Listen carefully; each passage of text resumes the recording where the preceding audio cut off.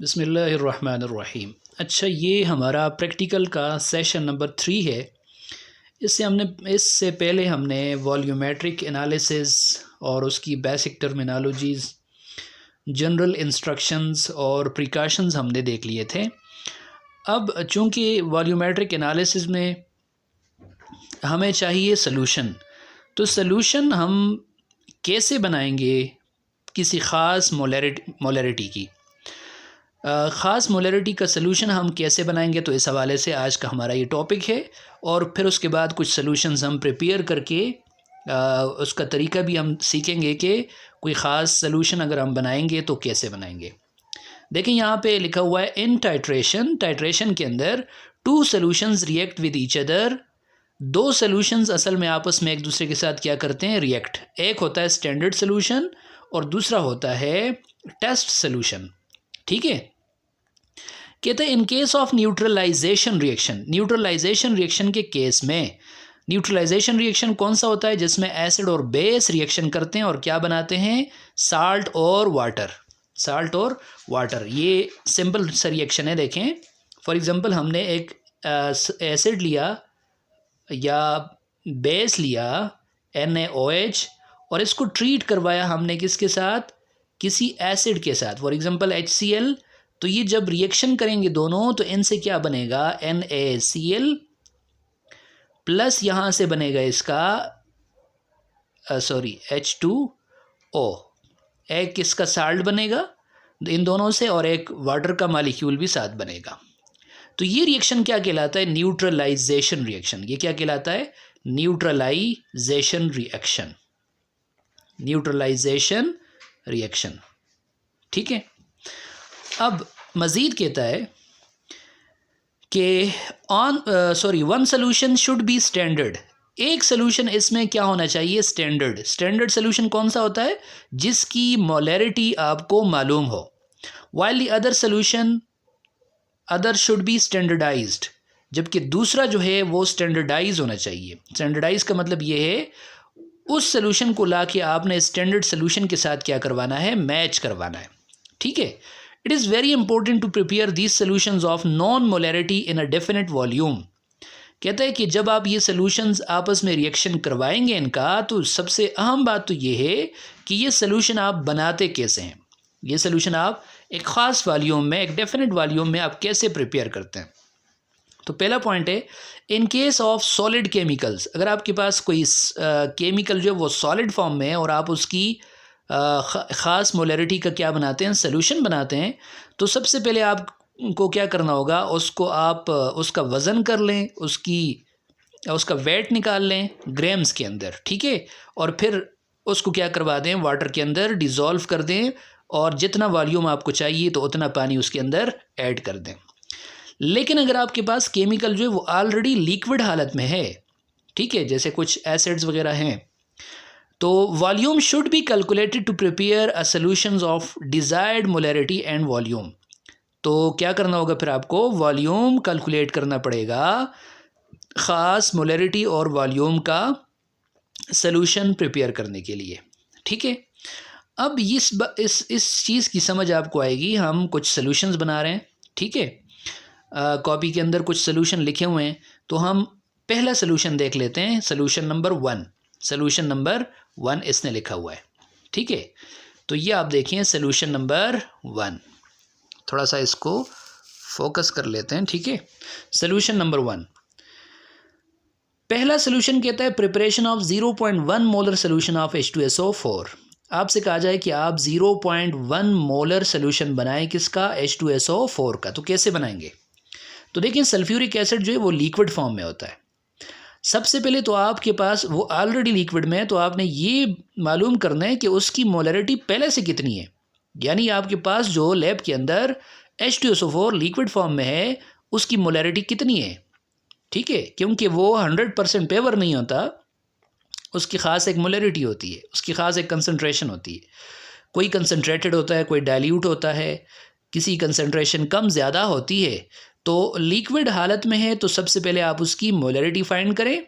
ठीक है, और ये मोलरिटी आप कैसे फाइंड करेंगे कि उसके ऊपर कुछ इन्फॉर्मेशन लिखी होती है। मसलन अगर उसके ऊपर लिखा हुआ है कि इसकी प्योरिटी जो है 97% है, डेंसिटी आपको दी हुई है 1.84, इसी तरह मॉलिक्यूलर मास H2SO4 का आप निकाल सकते हैं 98। कैसे निकल के आता है, ये अगर न लिखा हुआ भी हो तो ये आप खुद निकाल सकते हैं H2SO4 का। कैसे, hydrogen 1 multiply by 2 plus sulphur 32 plus oxygen 16 होता है, 16 एटॉमिक मास, जबकि यहाँ 4 एटम है तो मल्टीप्लाई बाय 4 हो जाएगा। तो ये हो जाएगा 2 प्लस 32 प्लस 64, और ये हो जाएगा 34 प्लस 64 इज इक्वल टू 98। ठीक है। अब इसके लिए जो फार्मूला यूज़ किया जाता है वो फार्मूला ये है कि ख़ास मोलरिटी जो आपने इसकी फाइंड करनी है अब इस लिक्विड की, ये इक्वल होगी उसकी परसेंटेज, यानी परसेंट प्योरिटी, कितना परसेंट पेवर है, multiply by density multiply by 1000 divided by molecular mass. जो भी आपके पास आंसर आ गया तो वो जो कोई भी जो लिक्विड है, जो सोल्यूशन जिसका आप बनाने जा रहे हैं, वो जो लिक्विड फॉर्म में केमिकल है, ये उसकी क्या अब निकल आएगी, मोलैरिटी निकल आएगी। जैसे यहाँ पे देखें परसेंटेज कितनी है, 97%। ठीक है, 97% को कैसे लिखा हुआ है, 97 डिवाइडेड बाय 100, क्योंकि परसेंट का मतलब ही क्या है, आउट ऑफ 100। तो 97 डिवाइडेड बाय 100 ये आ गई परसेंटेज, मल्टीप्लाई बाय डेंसिटी 1.84 ये है, मल्टीप्लाई बाय 1000 ये आ गया, डिवाइडेड बाय मॉलिक्यूलर मास ये लिखा हुआ भी है, वरना आप खुद भी फाइंड कर सकते हैं 98। जब आप ये सारा कैलकुलेट करेंगे तो आपके पास जवाब आएगा 18.2। इसका मतलब ये होगा कि ये बॉटल के अंदर जो H2SO4 है इसकी मोलैरिटी जो है कितनी है, 18.2 है। क्या है जी, 18.2। ठीक है।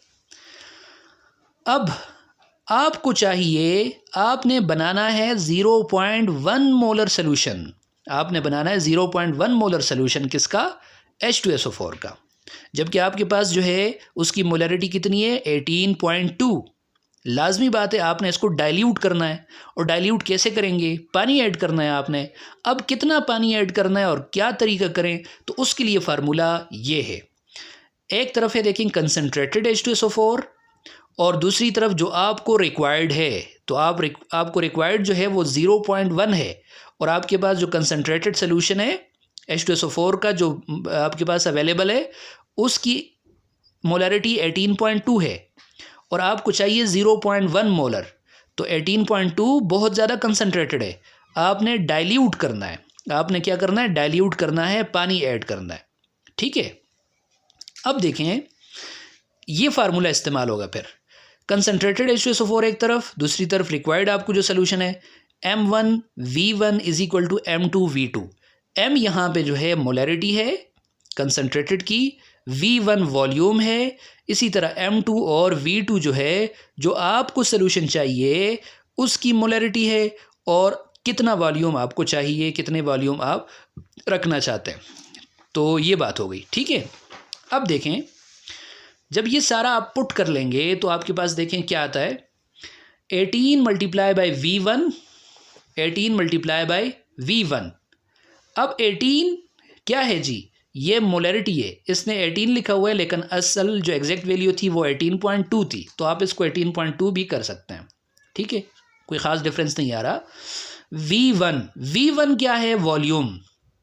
ठीक है, अब सुने इसको, इज इक्वल टू 0.1 आपको जो चाहिए, देखिए आपको जो चाहिए मोलैरिटी M2 रिक्वायर्ड जो है वो M2 है, कितनी चाहिए आपको मोलैरिटी, 0.1 मोलर सोल्यूशन चाहिए, मल्टीप्लाई बाय आप वॉल्यूम आपने रखा 1000 सेंटीमीटर क्यूब, 1000 सेंटीमीटर क्यूब, क्योंकि आपको चाहिए, आपको ये बनाना ही क्या होता है, 1 डेसीमीटर क्यूब सोल्यूशन बनाना होता है, तब जाके मोलैरिटी की डिफिनेशन फिट आती है।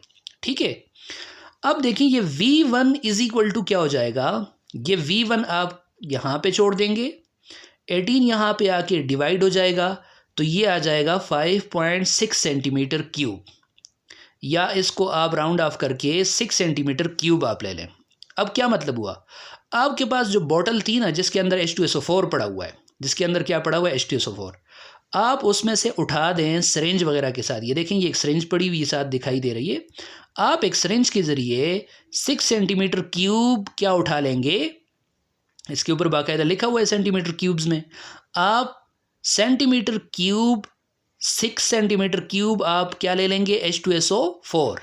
ठीक है, H2SO4 का ये 6 सेंटीमीटर क्यूब ला के आप क्या कर लेंगे, वॉल्यूमेट्रिक फ्लास्क में डाल लेंगे। और ये वॉल्यूमेट्रिक फ्लास्क कितना होगा, जिसके अंदर टोटल सोल्यूशन आ सकता है 1000 सेंटीमीटर क्यूब। आप ये 6 सेंटीमीटर क्यूब ला के वॉल्यूमेट्रिक फ्लास्क में डाल लेंगे, फिर पानी ऐड कर दे जाएंगे और इसको पहुंचा देंगे कहाँ तक, 1000 सेंटीमीटर क्यूब तक। अब आपके पास जो ये पूरा 1000 सेंटीमीटर क्यूब का जो सोल्यूशन बन गया, या 1 डेसीमीटर क्यूब का जो सोल्यूशन बन गया, इसकी मोलरिटी कितनी है, 0.1 मोलर है। ठीक है, तो ये इसका तरीका है सोल्यूशन बनाने का, अगर वो लिक्विड फॉर्म में हो। और हमने देख लिया H2SO4 के लिए। नेक्स्ट हम देखेंगे NaOH के लिए, सोल्यूशन नंबर 2।